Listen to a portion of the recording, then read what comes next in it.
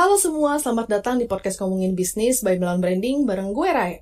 Kalau namanya ngomongin bisnis udah tau lah ya, kalau kita bakalan ngomongin soal bisnis nih di podcast ini. Tapi di podcast ini bakal lebih spesifik nih buat ngomongin branding, marketing, advertising dari sebuah bisnis. Kemarin kita udah bahas 12 brand archetype, yang mana ide archetype itu justru datang dari pakar psikologi Carl Jung. Archetype jadi salah satu cara yang cukup efektif buat ngebentuk branding dari sebuah bisnis biar bisa relate nih sama target marketnya. Bahkan brand archetype bisa ngebantu lo buat tentuin kayak bentuk, warna, bau dari bisnis atau brand lo tuh kayak apa. Penasaran nggak sama brand archetype yang udah gue hebohin tadi? Abis podcast ini, lo coba dengerin deh episode sebelumnya, persis banget sebelumnya. Kalau sekarang gue bakal lebih ngebahas beberapa contoh brand yang bisa menampilkan dirinya sesuai dengan brand archetype tertentu. Biar ada gambaran, gue mungkin akan kasih reminder dikit ya beberapa jenis archetype.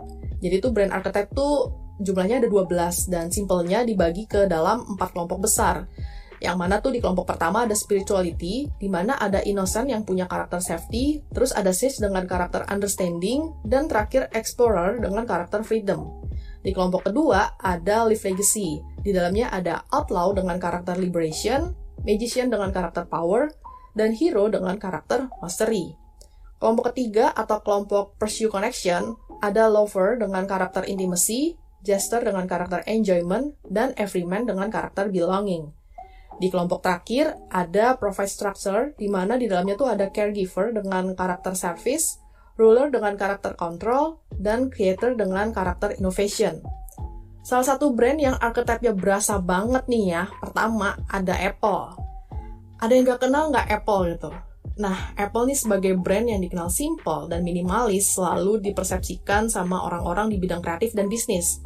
Mereka selalu punya solusi untuk berbagai masalah dan mendukung kebebasan berimajinasi setiap pemakainya. Karena desainnya minimalis, mereka bisa jadi lebih stand out nih dibanding brand-brand yang jualan produk-produk teknologi juga. Dan ada nih satu kutipan yang terkenal banget dari Apple, think different. Dengan segala yang lo tahu tentang produk Apple, ketebak gak mereka nih masuk dalam archetype yang mana ya? Nah, betul banget nih, mereka adalah creator dengan karakter yang inovatif. Pertanyaannya, apakah brand archetype creator dengan karakter inovatif ini bentuknya harus minimalis dan clean kayak Apple? Padahal ya, kalau dipikir-pikir bisa aja kan, desain yang minimalis itu ngambil archetype yang lain, kayak ruler gitu contohnya. Nah, nggak selalu gitu nih. Gue ambil contoh brand lain yang archetype-nya sama, yang masih sama-sama creator ya. Lo tahu kan, mainan anak-anak Lego. Nah, karakter dari Lego sendiri tuh warna-warni banget. Apalagi itu kan jenis mainan anak-anak ya kayak udah hampir pasti nggak sih kalau warna-warni. Walaupun di awalnya itu diperkenalkan sebagai mainan anak-anak, ada juga nih orang dewasa yang koleksi Lego bahkan dijadiin kayak miniatur gitu. Kalau lo lihat Lego, dia tuh sebenarnya jualnya sederhana banget. Mainan bongkar pasang buat bikin miniatur bangunan. Lo mau beli 2 set Lego yang berbeda, bisa jadi sesuatu yang keren banget nih kalau lo mau dan lo bisa. Belum lagi, Lego yang sekarang itu juga ngeluarin beberapa karakter-karakter lucu sesuai dengan tema-tema relevan biar main rumah-rumahannya tuh lebih berasa gitu roleplay-nya. Beberapa brand communication emang kebanyakan ditujuin untuk anak-anak sih buat ngebantu mereka ekspor potensi yang mereka punya. Kelihatan banget lah dari salah satu statement mereka di website. Lego play start to release a child's potential from the moment they pick up their first brick.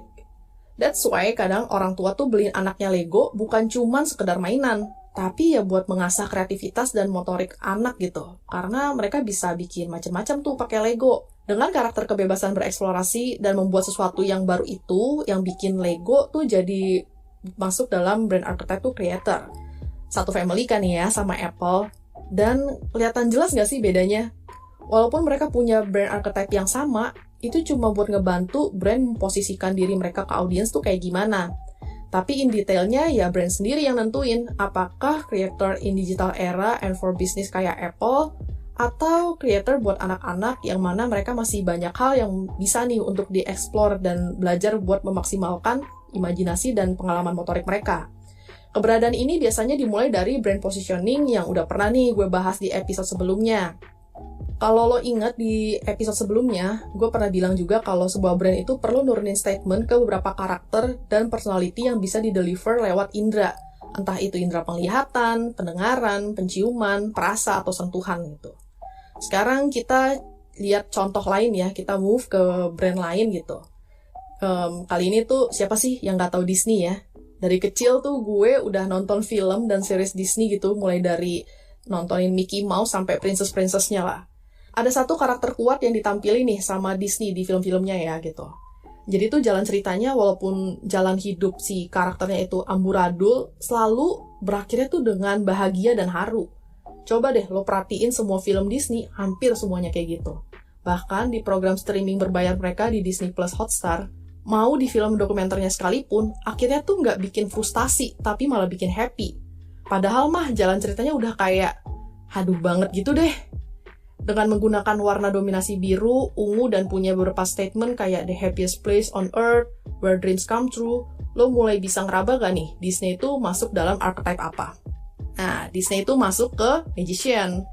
Disney selalu bisa bawain cerita yang tadinya kehidupan biasa aja dan cenderung bahagia, terus ada masalah dan bikin tokoh-tokohnya frustasi, dan di akhir tuh selalu di-solve dengan baik dan bahagia. Bahkan bisa kasih ke penontonnya tuh moral value dengan ngasih semangat gitu. Intinya dari segala kesusahan dan peliknya konflik, Disney selalu bisa kasih harapan di akhir ceritanya mereka. Kayak mikir gitu, emang hidup bisa segampang itu ya? Hidup emang semisterius warna Disney sih, yang biru dongker dan ungu itu. Tapi kalau in real life, bisa jadi ya, hidup kita tuh ya alurnya nggak kayak Disney kan? Tapi kalau cara pandang dan sudut pandang kita lebih positif gitu ya, kayak yang mau disampaikan sama Disney, bisa jadi nih kita jadi enjoy tuh, kayak model-model si Disney inilah gitu. Mungkin akhirnya bisa berakhir bahagia, atau kitanya sendiri yang walaupun kehidupan tetap carut-marut, ya kitanya masih tetap bisa enjoy gitu. Kita jadi punya power untuk memandang kehidupan jadi lebih baik dari sisi lain, dan percaya gitu, kalau sesuatu yang baik pasti akan datang. Dream-dream kayak gini nggak cuma ditampilin di film-film mereka, tapi juga dihidupin juga nih di beberapa IP atau intellectual property yang mereka punya, kayak merchandise, lagu, musik, bahkan taman bermain. Kalau merch sama Disneyland ya, udah pasti lah ya di situ ada tokoh-tokoh di film dan series mereka gitu.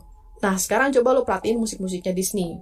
Mereka tuh punya cerita yang deep, terus ada bagian-bagian yang encouraging gitu. Apalagi di zaman-zaman dulu ya, film-film Disney tuh biasanya pakai orkestra yang megah-megah gitu kan, kayak nggambarin sesuatu yang wah, yang keren, yang bahagia gitu. Kebayang nggak tuh sekarang gimana brand-brand besar ini bisa nge-branding dengan archetype? Mulai dari warna, font, musik, dan gimana rasanya ketika disentuh, itu kayak menggambarkan karakter dan kepribadian mereka. Contoh-contoh ini bisa lo tiru untuk ngembangin brand lo nih.